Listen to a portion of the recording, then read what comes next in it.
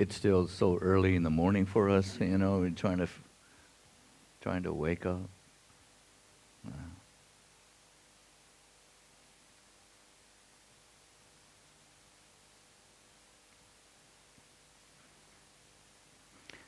Questions.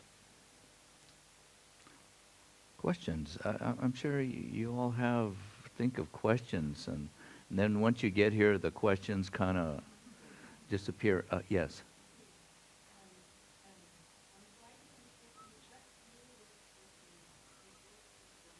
Yes.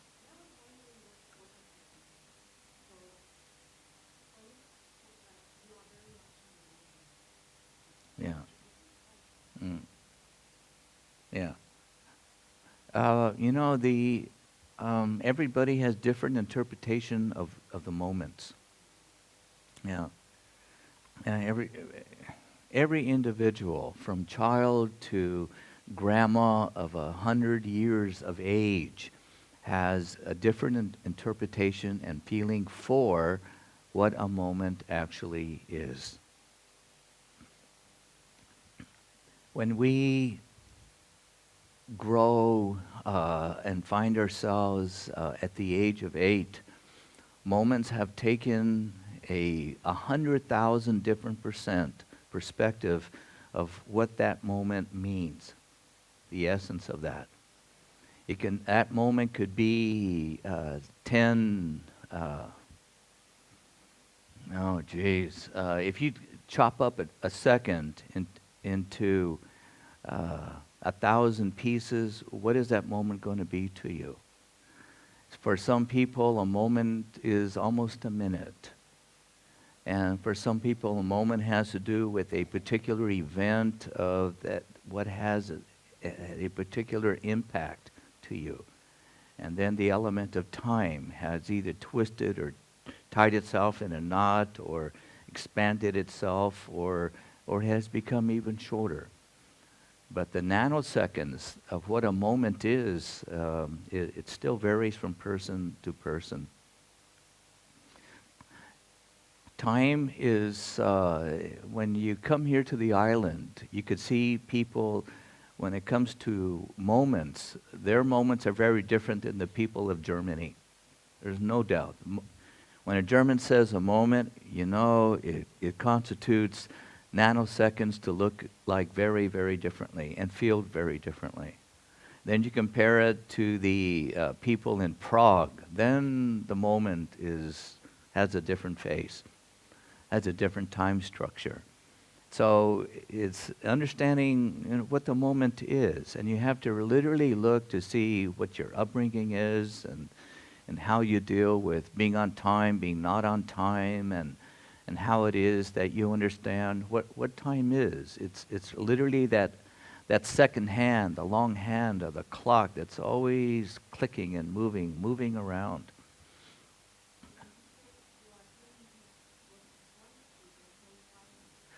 Yes, there is time involved. Yeah, because I live here just like everybody else. No, I'm always dealing with time. And it's just that time changes. When we find ourselves like in a fire dance, time changes a lot. It seems to melt a little bit. And when we're in an automobile traveling and there's lots of cars coming and going, time is different. But when we find ourselves under a beautiful song that just takes us away, yeah, time is different.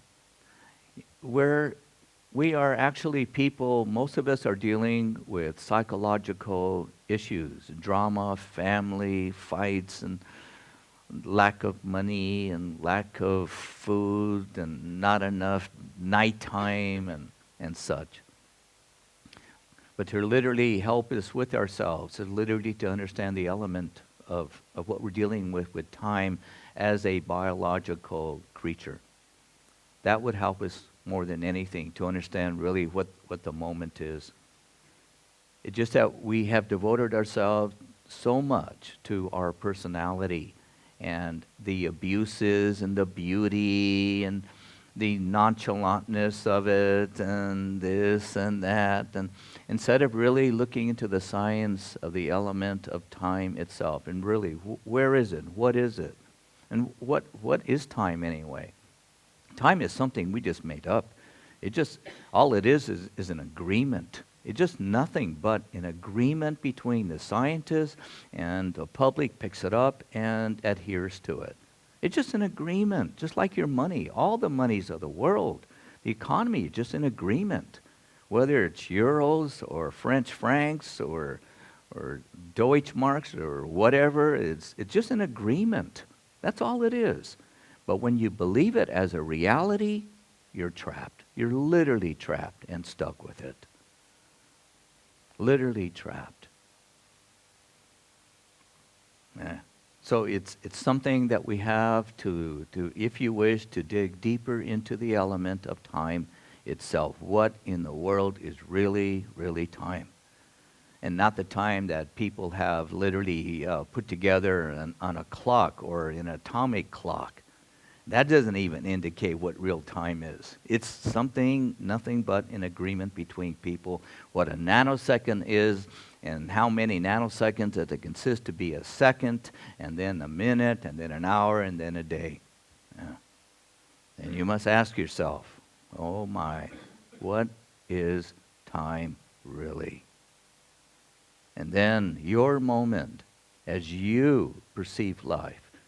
Because the moments, it literally is how you perceive, and it's how you feel, the thinking, and all those, that vast network of neuron activity traveling from here all the way to here, then goes to here, and then goes down there, and then goes over here, and goes over here.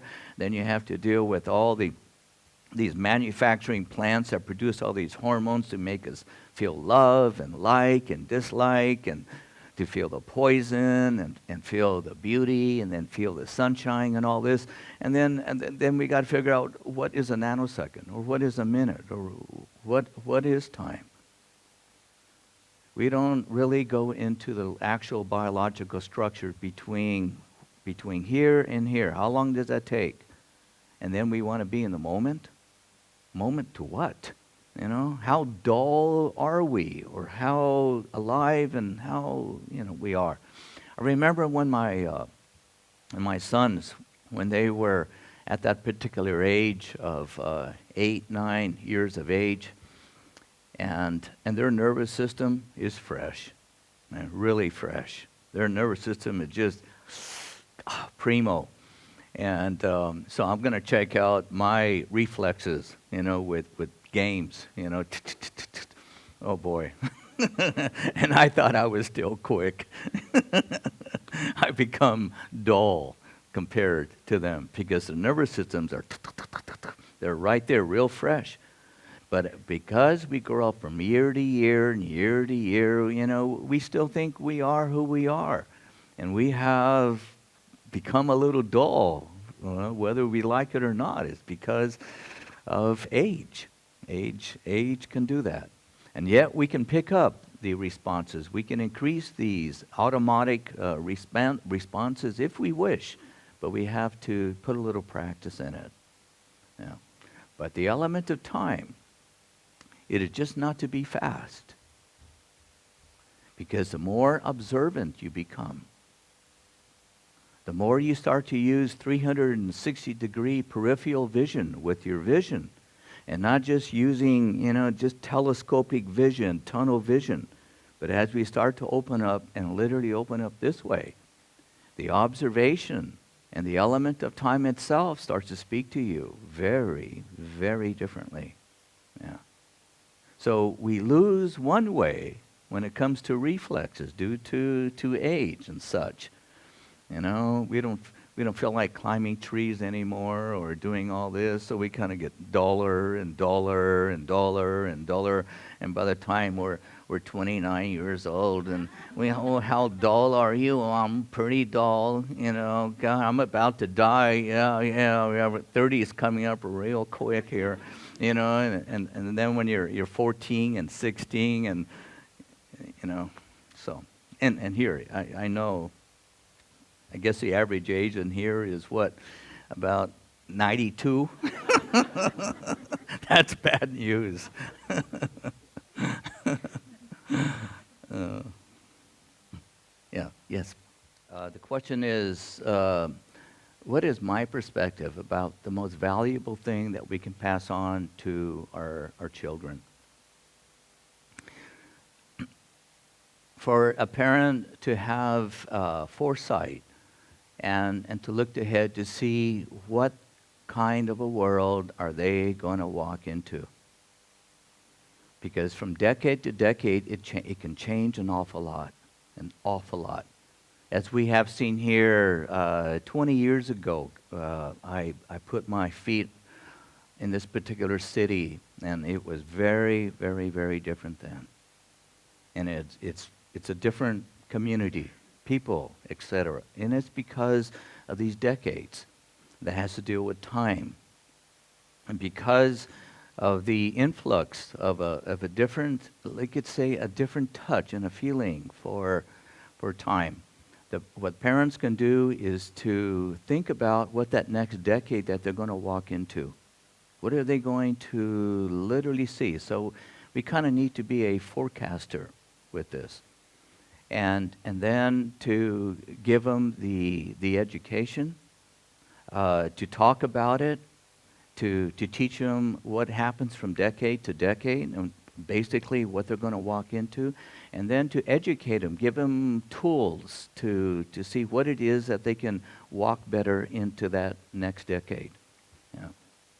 And what is it that other kids go through?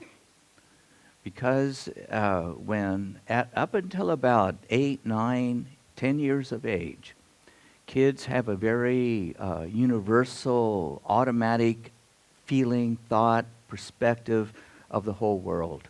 They're everywhere. But as one starts school, this universal feeling and thought, it starts to be closed in and reduced. And pretty soon it becomes me, myself, and I. And we see other kids, they're selfish, and then it's me, and it's I want you, and I want this, and I want this. And when we see your fellow classmates being like that, we human beings have a natural propensity to always mimic. That's how evolution operates, actually. It's through the magic of mimicking everything. And that's how it survives, evolution. So kids, without even thinking, and that's one thing you can explain what it is to mimic and how this brain works and how it is that we mimic without even thinking about it. And pretty soon we become like our friends. We become like this, like that, like a movie star, like this, like that. And without even knowing it. But if we can educate our kids what mimicking is and what it does and where it comes from evolution. And why is it so good? Because it's necessary. Without mimicking, we would all be lost, literally lost. It would be chaos. So the mimicking has a beauty in it. But to understand and wake up in it, and to understand the mechanics of it and the science of it, then it gives them a sense of they cannot help but continue to mimic here and there. But because of this education, they become, you could say, more of an individual, and they hold on to the individual that they were literally born with. And that is the beauty.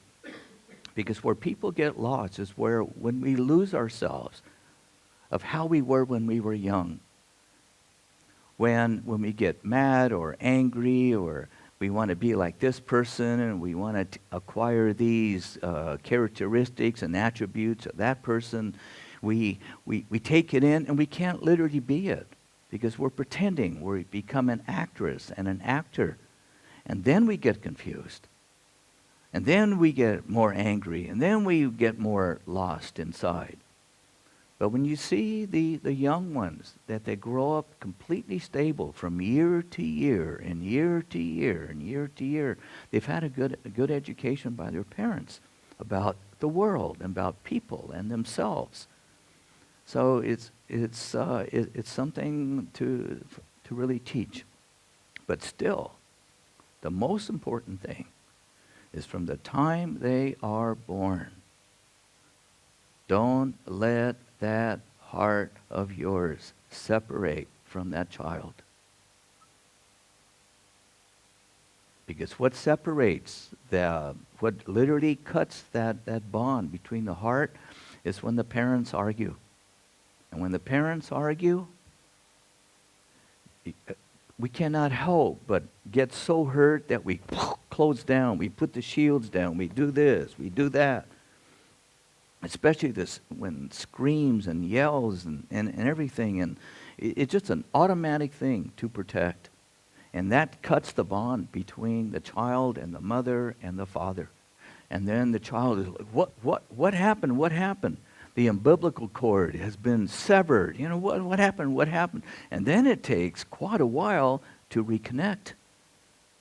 And so what you see in this world with most families, it gets cut, and then it takes quite a while to reconnect, but you never reconnect basically the same way.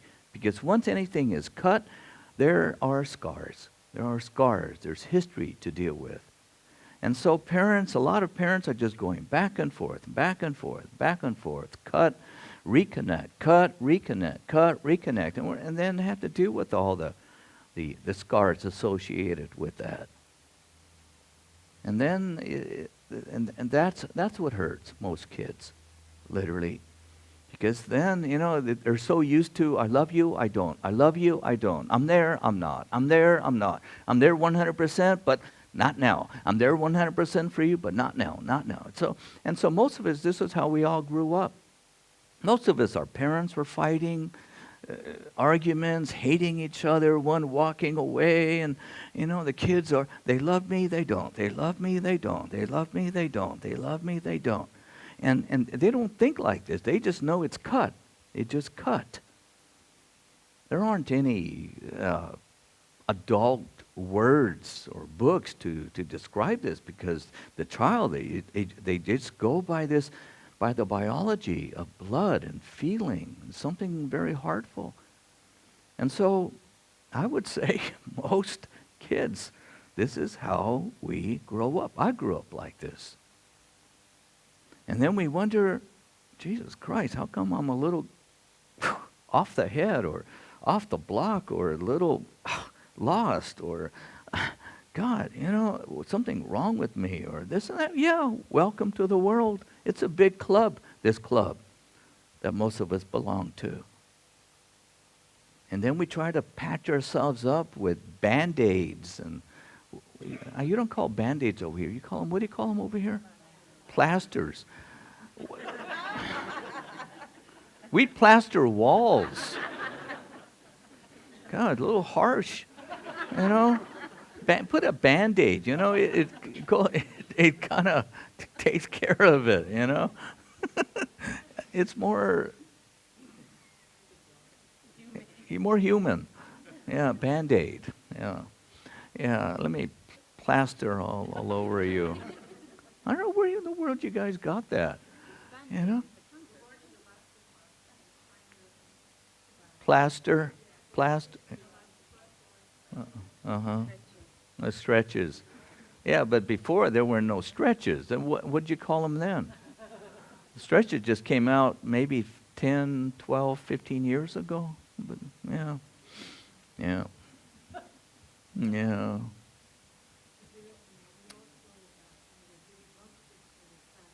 Oh, yeah, when you get really, now that's plastered.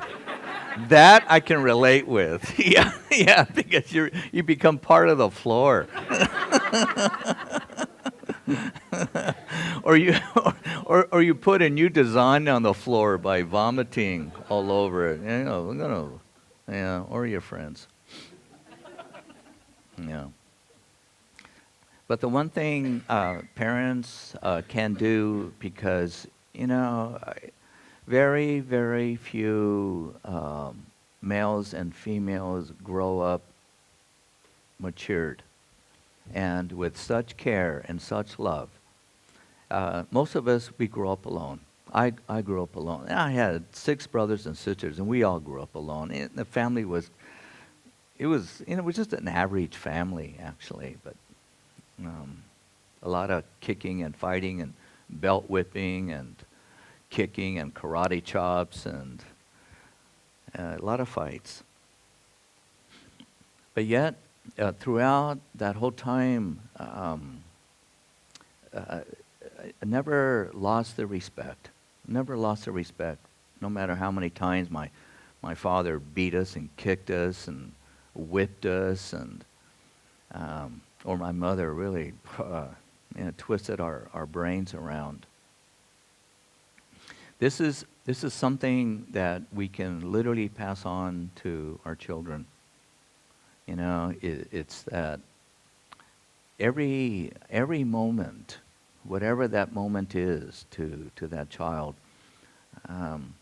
when we open up that door, we are opening up a universe. And to give children good pictures, that's all anybody needs. Good, clear, common sense pictures. Every door that we open up, we're opening up to the universe. And it's how we literally decide what to do. And all we have to do is teach them really what hurt and disappointment is. And because we grow up so darn fast, we don't literally have any comprehension, the accumulation of hurt and disappointment. And pretty soon, in the first time we got hurt and disappointed, it didn't really affect most kids, not much at all. It's like, what the hell was that? Jesus, what the hell was that? Because happy kids, happy, And then you get it again, and what the heck? And then you get it again. Whoa, what the heck? And pretty soon, what is this? And you get it again, and then pretty soon, stick 'em up, boy. Stick 'em up. And then, then it accumulated. It finally, those arrows, those bullets, those missiles, those stones, boom. Now the weight, the repercussions is starting to literally show its face. Now I know why my mama's my mama, my brother's my brother. Now I know why the world's the way it is, with headlines, war on the headlines of the front page. And to teach them about these little things. Because nobody teaches us really about hurt. Go to your room. That's about it. Or go outside, or stop crying. That's about it. But it's that very, very subtle. It's the subtleness of it that causes the damage, the accumulation of the subtle. Yeah. We grow up so fast that we just start to pay attention. Oh, I'm a winner. I'm the smart one. Yeah. That we lose the little subtleness of our, not just ourselves, but our relationships to this world. And the focus goes, basically, it gets trained right to the economy. And then the kids really get lost. The economy. What the hell is the economy? What's this? I got to get a job, got to get money. What do you want to be when you grow up? What do you want to be? What do you want to be? What are you going to be? What do you want to be? Parents are pushing you this way and that way and this and that way.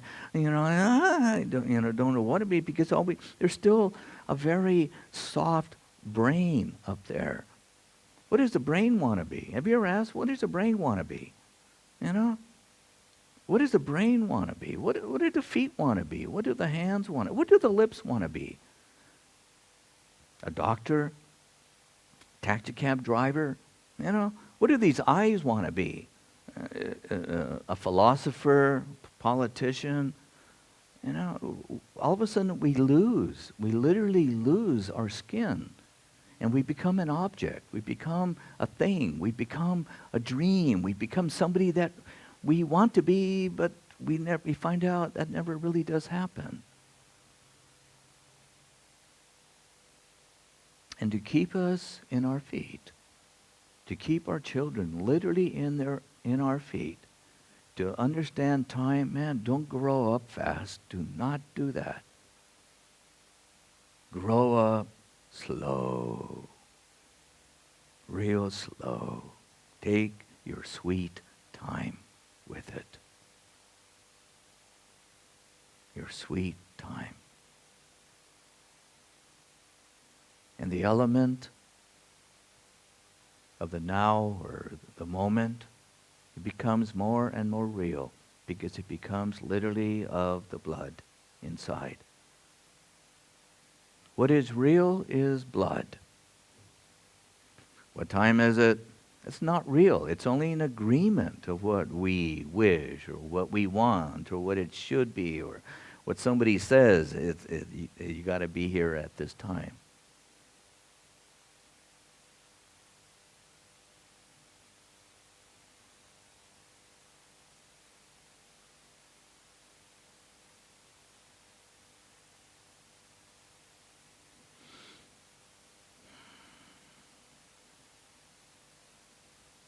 God, I don't know if you understand me or not.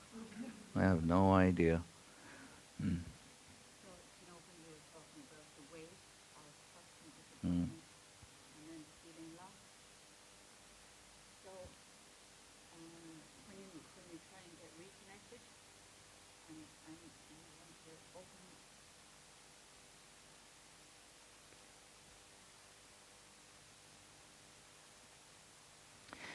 Let me put it this way.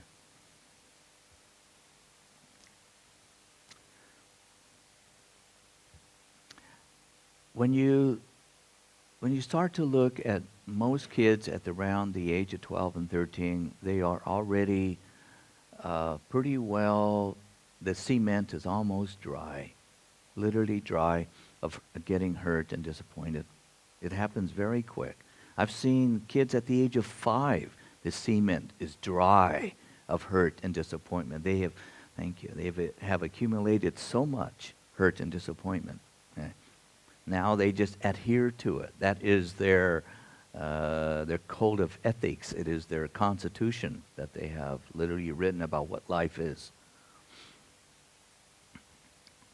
And so we have to understand that our conditioning is to defend ourselves and to attack. To defend ourselves, to run, make excuses, run from the hurt. It's actually the hurt that affects us.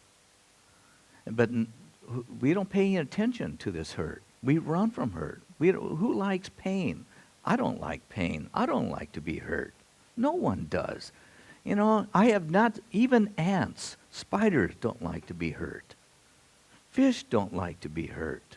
Birds don't like to be hurt.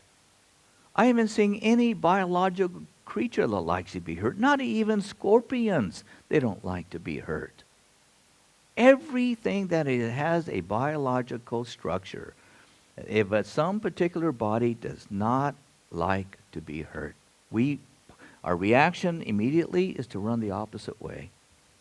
And when you see your friend does it, your sister, your mother, your father, your uncle, your aunt, schoolmates, your teachers do it, evolution comes in, mimic. So we all run without thinking about it. And it's kind of like running from the nightmare that some of us can have at night. It's an accumulation. It can be an accumulation of hurt and disappointment. And so we run away from the monsters. And the best thing you can do, don't run, man. Stand your ground and keep your eyes open and look at that monster and look at it and say, go ahead, do your thing. Just look at it. Let it come. And it will kill you in your dreams. But that is the dream that does not exist, that will die. And you'll find out you're still you. And as it is, so when somebody shoots an arrow in your heart, leave that arrow there. Don't run. Like a little ant heading down to that arrowhead deep inside your heart. Follow it, follow it, follow it. Because the closer you're going to get to the source of that arrowhead, the more pain you're going to feel. That's the good news, actually. So you keep following it, following it, following it, following it down and down and down. And don't run. And as you are finally at the arrowhead, and who knows how many nanoseconds it's going to take, but it's going to seem more and more like the forever. And after a while, you start to all of a sudden, that child that was so universal, thinking of all the kids, all the animals, thinking of the whole planet, easily, you don't need to teach the kids. They just automatically are universal. And all of a sudden, you become universal again. And all of a sudden, very quickly, all of a sudden, those tiny tears, they become like little raindrops falling, coming out of your eyes. And you begin to see and feel the pain, not just of yours anymore, where that arrowhead is deeply embedded in your heart. But you begin to literally feel all the others too, the pain that other people go through.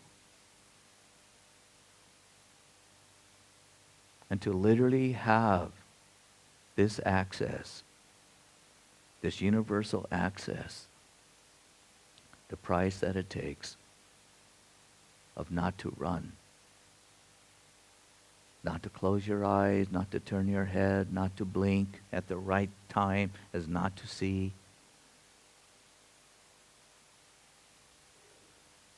Because in reality, that's what we are. We're just another, you could say, body cell of this beautiful, beautiful planet. So we get lost in the flag. Everybody's lost in their flag and in their country and in their traditions and customs, and you believe it. Once you believe it, you're stuck. You're literally stuck. You have blinded yourself, actually. You have put blind bluffs on like this, and all you can do is see ahead. It's a planet. It's not Ireland. It's a planet. It's not Ireland. It's a planet, people. It's an island. As it is, this planet is an island. And it's a very, very, very big universe out there.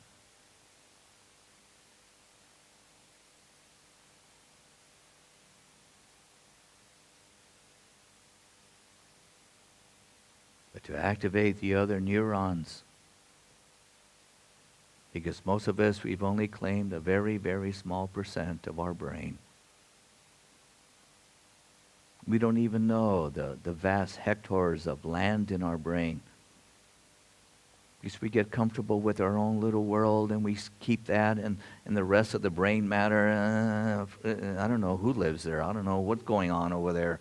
I don't know what dance they do, but I'm comfortable in my little chair right here. This is it. And that's part of evolution too. You'd be surprised how evolution literally runs the show. And we think, oh, I'm thinking me, I'm thinking myself, I'm thinking I'm the individual, I make my decisions. You don't make your decisions, it's evolution. What colors are your favorite colors and your favorite ice cream? Hey man, that's all built into the system. And you claim that you know, we don't know. But that's what makes evolution work. Yeah, you're going to lose your pride. You're not going to like your pride. All of a sudden, it's, not you. It's built in.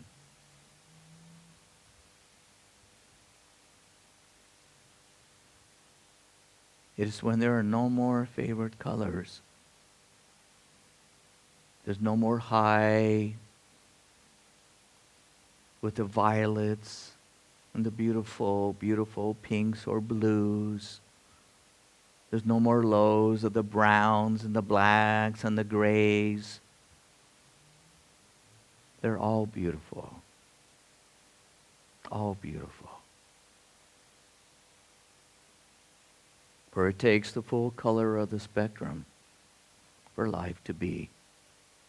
It is we that have segregated ourselves. It is we that has said, you're number one, and I'm sorry, you're not even a zero. And we do this to our own brains inside. Then we teach our kids to be like that. Oh, you be the best. And once they get that mark inside that beautiful little tender brain, inside that heart of theirs, they're going to be disappointed basically the rest of their lives. Quietly inside, unconsciously, not subjectively. They're going to be lost inside, somewhere lost, and not knowing something's wrong, something's missing. I don't know, I don't feel good about myself, something's in there. Almost everybody that I meet, everywhere from California to Bratislava, they don't feel so good about themselves. Sometimes they feel wonderful, but there's always these dark spots and these sewers and these wells with no fresh water in there. And caves that are not discovered, they run from. And it's the economy. And it's how the economy and it's how the civilization has walked itself out. Because all you're thinking is a result of the last generation and the last generation before that. Really, there's nothing new in yours. And to literally break outside the bubble of this economy. Your identity is just another stamp of the economy. So then who in the world are you, actually?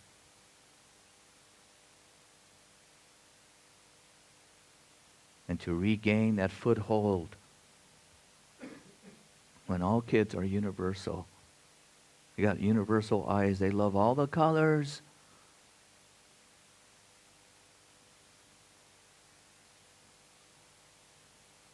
They love the top of trees. They love the bark. Is that we that teach them what to hate and what to not. Who's bad and who's good. I was at this one family with these two little kids. Be a good girl, be a good girl, be a good girl, be a good girl. Don't be a bad girl, be a good girl, be a good girl. My God, 40, 50 times within 3 hours.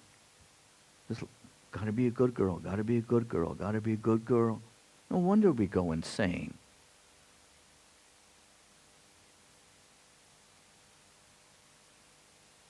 Be careful, be careful. Ooh, ooh, ooh, ooh, ooh, I don't think I better climb that tree anymore. Ooh, I better walk in solid, straight ground. Ooh, there's no more tottering anymore. We have no idea what our words do to us. Words can be so destructive. Very simple words, and all we do is mimic what everybody else says without thinking, does a word say? What are we saying with these words?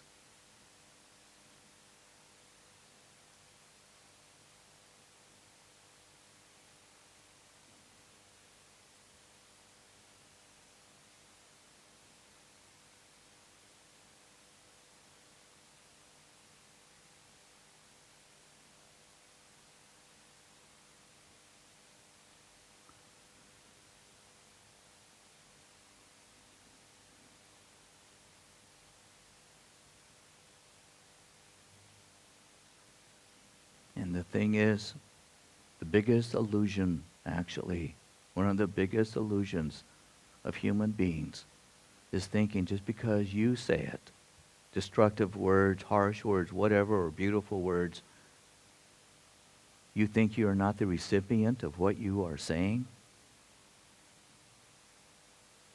Your ears are hearing everything. And your ears. Do you see an Emaho here in these ears? Do you see Emaho?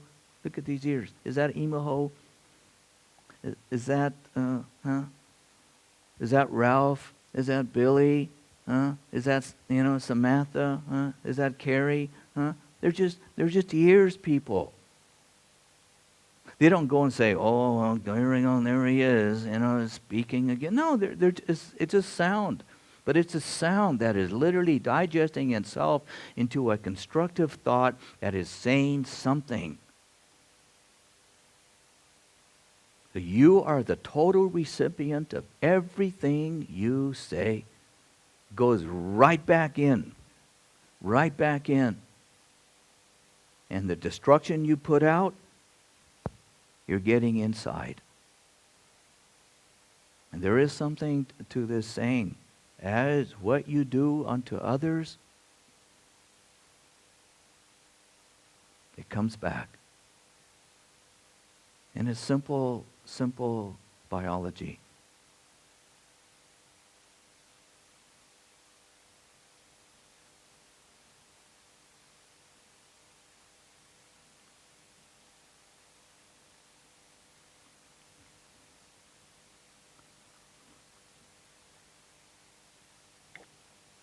So you want a clean house?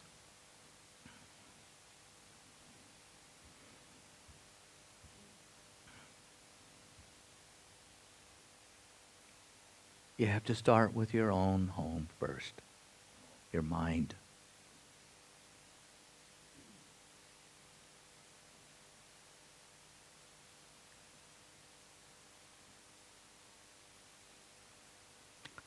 That beautiful, beautiful mind of yours.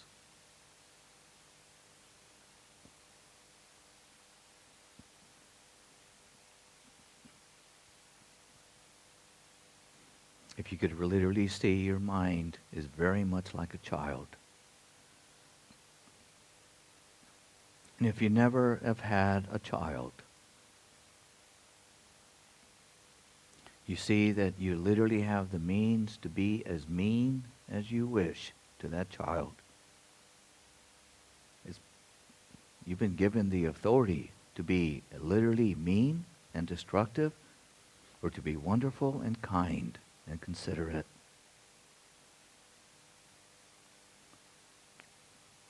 As it is too for your own mind.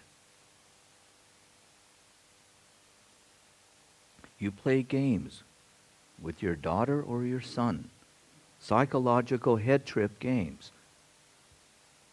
That poor child is going to grow up not so balanced. As it is with your own mind. You play games with your mind,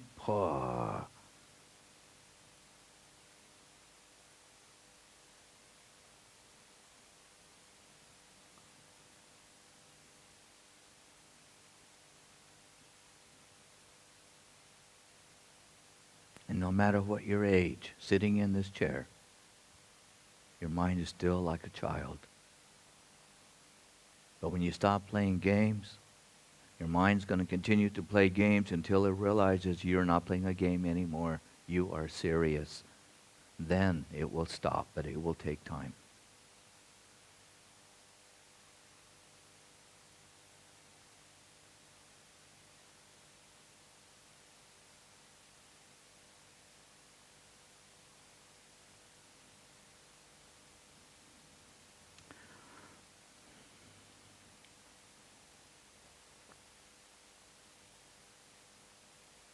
Yeah.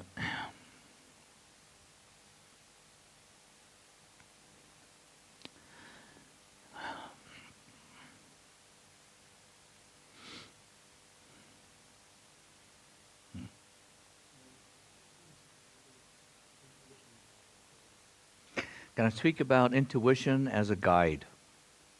That's like going to Las Vegas, Nevada, and putting your chips on a certain number and colors, and then telling the guy, "Spin the wheel, man." Yeah. I feel lucky today. Yeah, that's it. And when you're not so lucky, you just kind of forget about it. There's something wrong with the wheel. Something really, really wrong with the wheels. I'll go to the next table.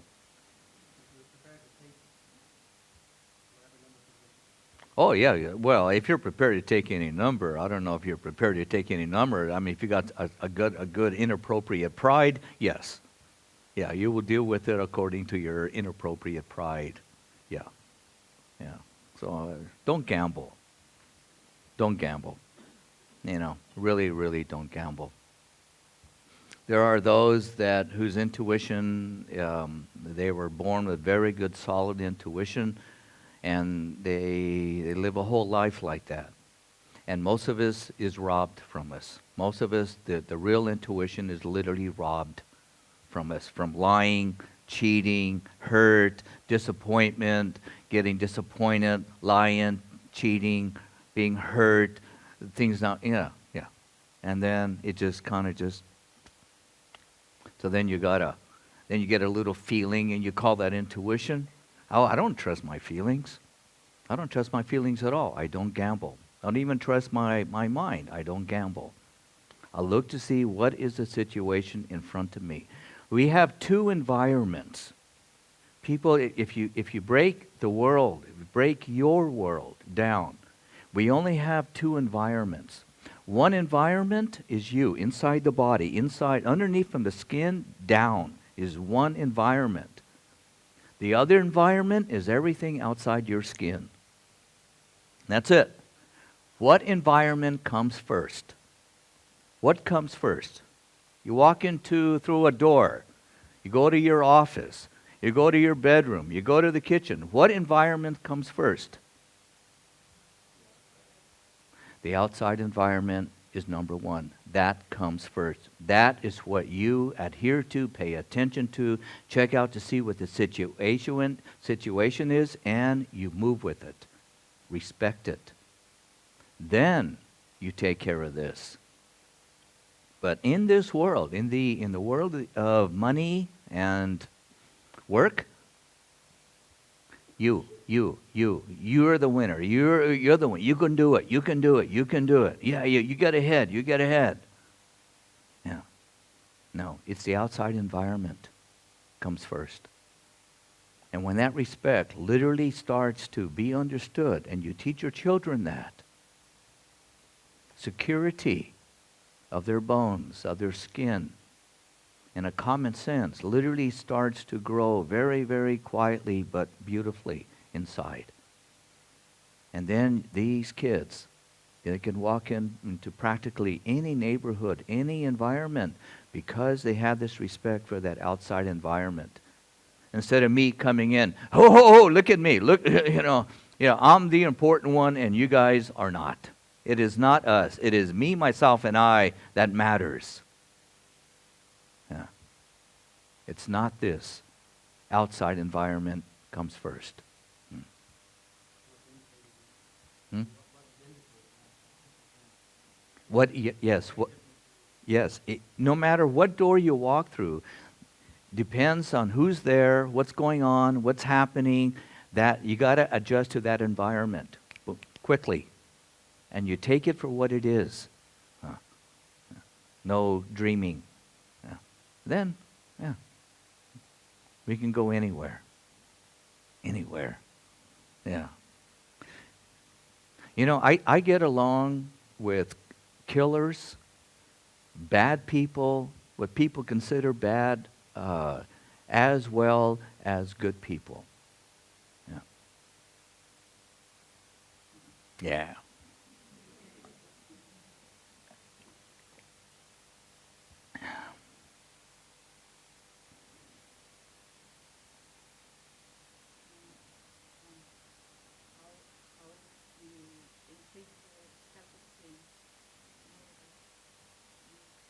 You don't need self-esteem. This word self-esteem is junk. Jesus Christ, guys, I don't know where this word came from. Throw self-esteem into the trash. Jesus Christ, when you look at the roots of it and everything, they're basically psychologists trying to improve a particular person, an environment, a group of people that are not like them. And they kind of it's kind of like a bridge, this word, self-esteem. It's junk. It's total, it's like trying to be spiritual. That's junk. You know, to be spiritual is junk. That's a game. It's a game. And to have self-esteem, Jesus Christ, man. You know, how old are you? You know, you made it this far. You know, it's just that we get detoured and twisted and turned with behaviors that we don't understand. Because nobody teaches us about our own behaviors. You know, what is behavior? And most of our ideas about what is good and what is not, do you really have a sensibility with it? We have become so unsensible with ourselves because of the upbringing and how society has gone array with it. You just have to basically start over and re-educate yourself in a very sensible way. Learn to walk all over again. Get on the ground and crawl and start from there all over again. You don't need self-esteem. You know, you can open up your eyes. You don't need self-esteem. You just have a lack of good understanding of what you're dealing with yourself. That's it. You know, you don't need God. I don't like that word. You know, Jesus Christ. You know, I need self-esteem to take another breath. Oh, I need self-esteem to go get another glass of water. Oh, I need self-esteem to take a dump. Christ, man, you know.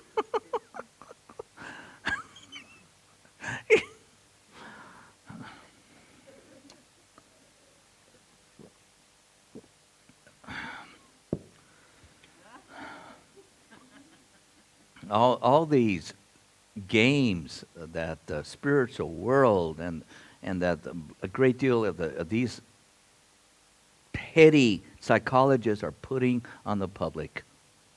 Yeah. You know, that you got to be spiritual. I detest that game. Yeah. Okay, who wants to be spiritual? Nobody's going to raise their hand. I remember in the beginning, everybody's raising their hand. You know, yeah, I do. They say, oh no, don't raise your hand when Emaho comes in.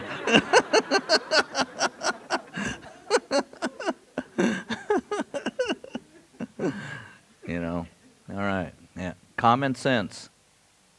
You want to be spiritual? You really want to be spiritual? After you pass away, you can be spiritual all you want for the rest of eternity. And there you are really going to be spiritual. You'll have no choice. You don't have to think about it. You don't have to work for it. You don't have to pay 100 euros to do a workshop to be spiritual. You know, you don't have to crawl on your knees. You don't have to be, pinned to the cross. You don't have to even cry to be spiritual. You're going to be, wow, 100%. And you don't have to take your clock with you, your wristwatch. You don't have to count 1001, 1002, 1003. You are in it. That's common sense. You like to have common sense? That's real common sense. So then that means the other common sense, well, then what the hell are we doing here?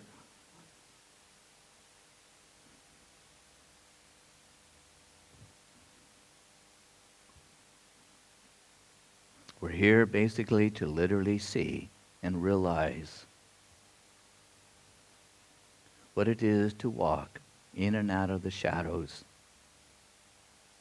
not just of our ignorance, but of what we cannot see and understand. We're here to see not just little hills, but bigger hills and mountains too. We're here to see there are others taller than us and shorter than us. We're here to see the diversity of just not trees and plants and all kinds of little creatures with hundreds of legs too.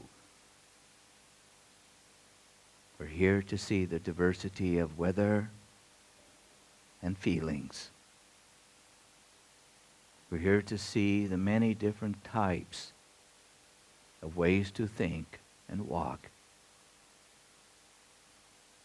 We're here to literally feel what it is to have a heart. How we can literally shrink it down, dry it up, and then to be so full in a moment's notice. We're here to literally see how fast it is, how we can love and hate in a moment's notice and switch our vote. We're here to see how the beauty, how dreams can literally lead us into worlds that we can become a flower and blossom. We can become a springtime if we wish. And even become the old bear crawling into some little cave, little hole, and go to sleep for the winter. We can see what it is to have the propulsion to either run or stand. We're here to see that we all have tender lips, either to speak words of kindness or destruction. We're here to literally know where our left hand or right hand is, if we wish. We also have the ability to keep our hands in our pocket and stop literally touching things in this world that we have never touched.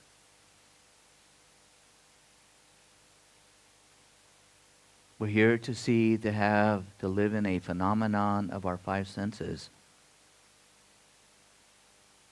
to love all the colors, all the lines and light of the various walls and flats in people's homes, and even on the faces too, of all the creatures, as well as the two-legged creatures too.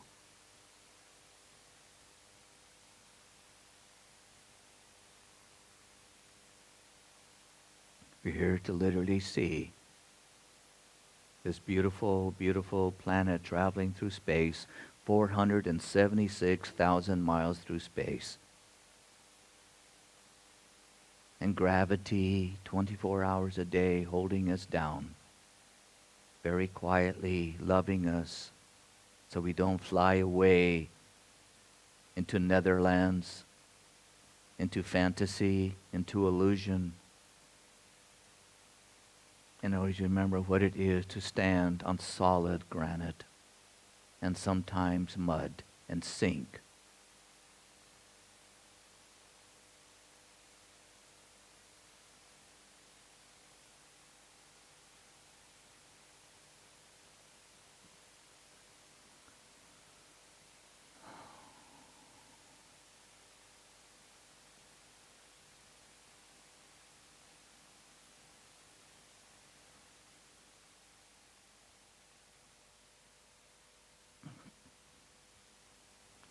We can only see so far.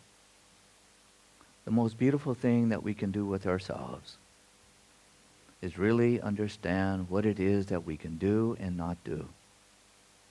One of the most beautiful things for our brain, mind, that eventually literally has good and beautiful repercussions to our heart is to be sensible with ourselves, to be as realistic as we possibly can with ourselves, our feet on the ground. Know what you know, and know that very well, but most importantly, know what you do not know, and know that very well. We have been taught to know what we know and be proud of what we know and ignore what we don't know and don't pay any attention and call people stupid what they don't know what you know. But when you start to pay attention to the realities of what we don't know, you will discover what you don't know will grow and grow and grow and offset the balance scale. And what you know becomes like this, and what you don't know becomes pa. And that is the beauty. And you keep yourself sensible in your footsteps.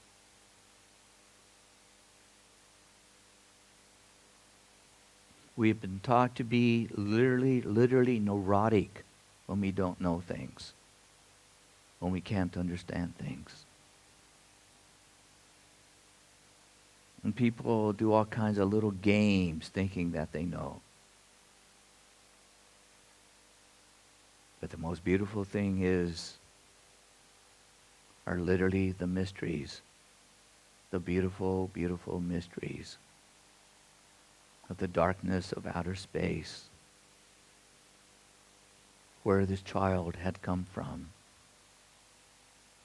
What in the world is taking place with all these billions and billions of neurons firing right and left? And they're all little drummers, little Indian drummers drumming their drum, these neurons. And they still cannot literally realize the mysteries of life. And this is the beauty.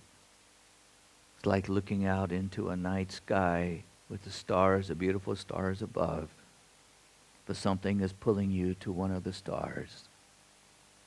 And something inside your heart says, I am going to track you down. I am going to find you. And the adventure, the beautiful adventure, to meet another person, to travel to another land, to discover a beautiful word, to discover what you did not know about yourself inside.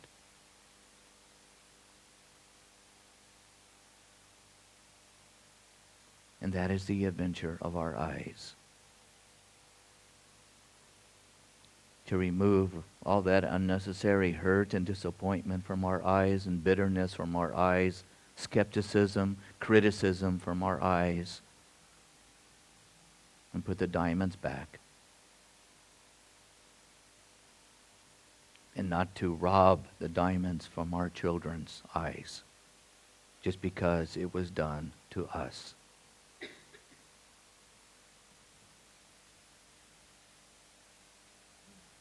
Just because it was done to us.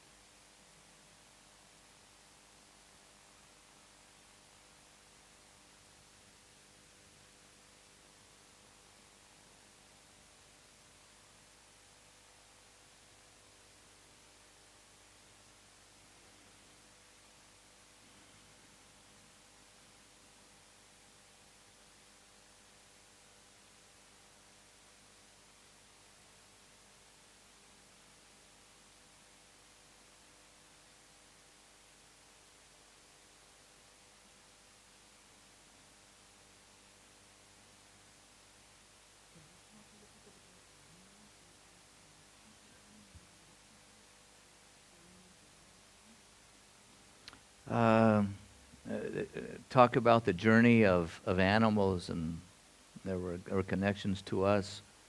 Um,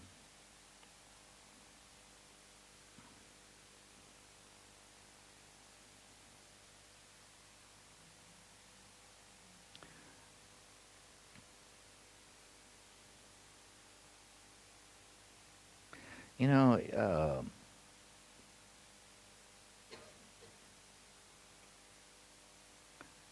it would be great to have the Chinese come and take over Ireland and America too. Actually, the United States really needs that. And kind of force all the Americans into little reservations, and force the Irish into little reservations. That'd be good. That would be really great. And to make them think differently, think Chinese, not Irish. Take away the Scottish and Irish whiskey and give them ginseng tea. Because that is what we've done with the animals. The animals that we affect. Got it?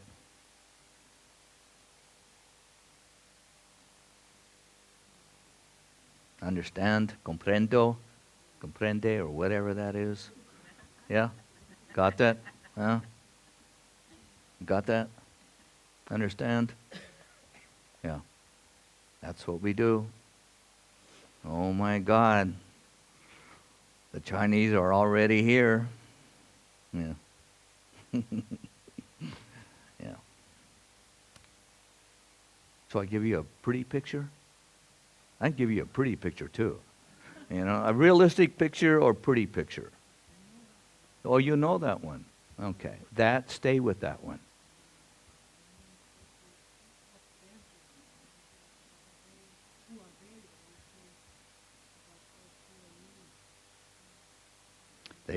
They are doing with what they can, with what biology they have. They're much closer to survival than us, actually. They don't quite have the amount of time to contemplate and think like we do, and yet they do contemplate and think. Yeah.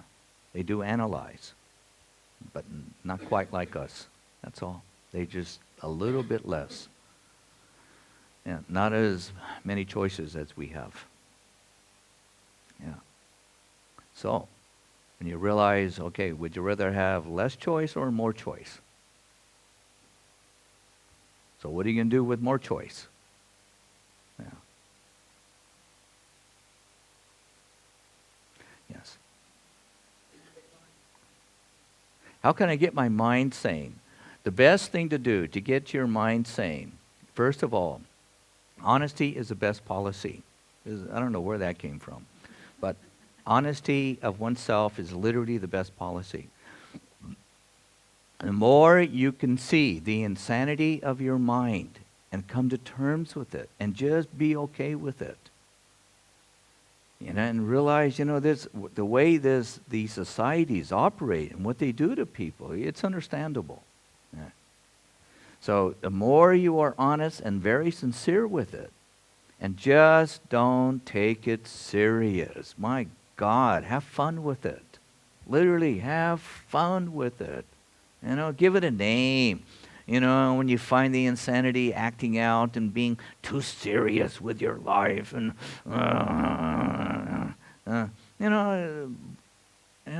be a little absurd, and bring some humor, back into it. Break it off. But it's literally the clarity and the honesty of what that particular aspect of that particular time, in that particular event, in that particular part of your life. That's insane. And I'm sure a lot of it is not. There's some good stuff in all of this. But it's hard for human beings to escape, to have insanity parts and insane parts. It is. Yeah. So just know when you are, and know when you're sane. Yeah. And walk it out. Walk it out. And say, I want you to meet my insanity part, I mean, this is, yeah, yeah. Yeah. Who is completely sane in here? Completely sane. Oh, man, I'm so disappointed. All right. Great. There's only one hand. I didn't even put up my hand. Yeah. Just have a good time. Because when you find yourself very, very clear and sane with yours, you can take other people's insanity. You're not offended. You're not threatened, because you get threatened. If you hide from yourself and play games, you're going to get threatened by other people's insanity, and then all of a sudden you got games going on, very sophisticated games, and the games can be very, very sophisticated. All kinds of special, unique actors and actresses come out. But when you are okay, it allows. Yeah.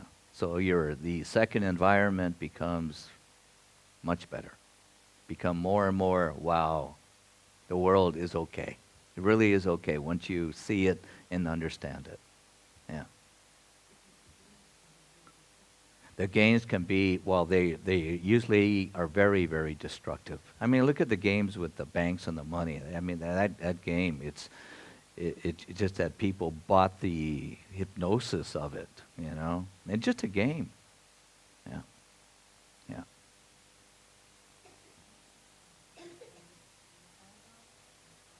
Yeah. No, nothing. Like,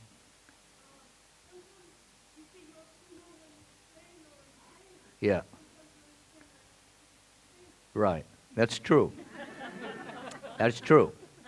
You know what you can do? If you don't have, if you're not sure, if you're really, really not sure, find somebody as best as possible that you know that has some sanity and goodness. That, that they don't hate people, dislike people, that, that they can be clear, but they have discretion when to say certain words and when not to. And go to these people and ask them.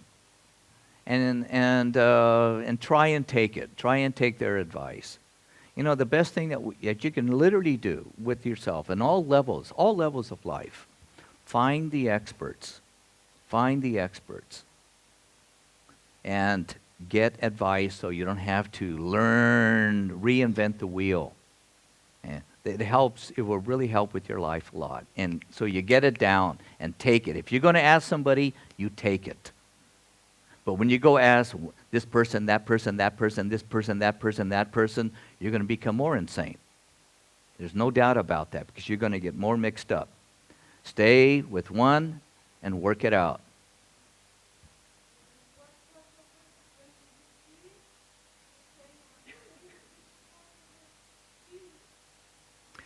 That's a good question. That's a real good question. Let me see. Let me do the I Ching. Or the cards, Yeah. You get the tea leaves. I like tea leaves, Yeah. All right. What do you want to do?